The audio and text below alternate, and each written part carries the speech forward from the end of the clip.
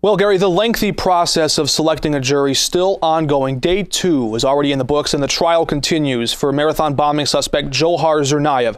If convicted, he could be sentenced to death. With Tsarnaev's life on the line, this is unlikely to be an easy case for either side. On the prosecution side, lawyers have already been preparing their case for 2 years. They're trying to put Tsarnaev away for good. They want to have the most foolproof case assembled without any holes, and they're going for the death penalty. On the side of the defense, they face a steep challenge themselves. They're building a strategy to try and weaken the prosecution's case and point out that Tsarnaev didn't act alone. In fact, they say he was likely bullied and threatened into action by his older brother Tamerlan, who they say also was involved in another homicide earlier before the blast. Now, Tsarnaev is not only charged with the death of 3 people at the marathon finish line, but also in the death of MIT police officer Sean Collier, who was shot and killed during the manhunt a couple of nights later. In other news, the Walsh administration is suing the State Gaming Commission, Boston versus Massachusetts.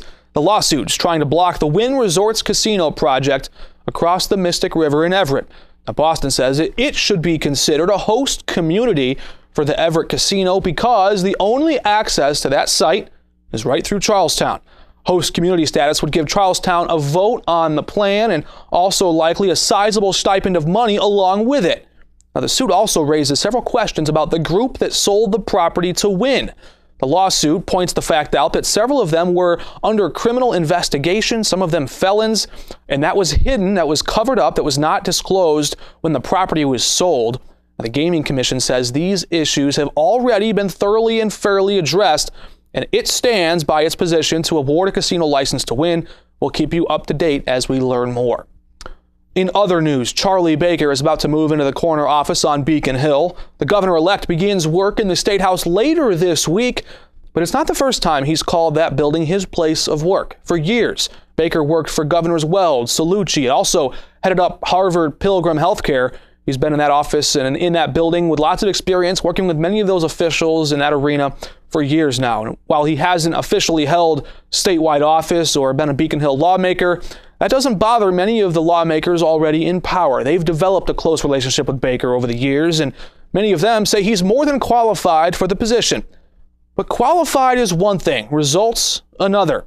3 different studies report the state is facing a budget deficit somewhere between $300 million on the low end to nearly $800 million by some estimates. And Baker says tax revenues are doing just fine in Massachusetts, but it's the state spending that's too high. He says he'll have to make several budget cuts to make ends meet. And after we told you about it several weeks ago, finally we're getting our first look inside a time capsule. Dates all the way back to 1795. Historians believe Samuel Adams and Paul Revere both buried the capsule under a cornerstone at the State House all those years ago. Now, the original capsule was made out of cowhide, but that was unearthed the last time it was moved. It was likely first embedded when construction began on the State House in 1795 and then moved in 1855 and placed in a copper box at that time. You can see the contents now at the Museum of Fine Arts. Inside, old coins, documents, a newspaper, and a metal plate owned by Paul Revere.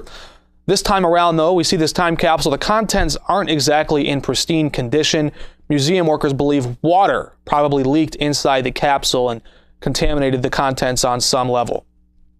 Elsewhere, the feds issued the green light to extend the Green Line. $996 million, just shy of $1 billion, and all of that money going to extend the Green Line 5 miles. The massive project will include 6 new train stations, moving 1 existing station to another location, and buying 24 brand new train cars.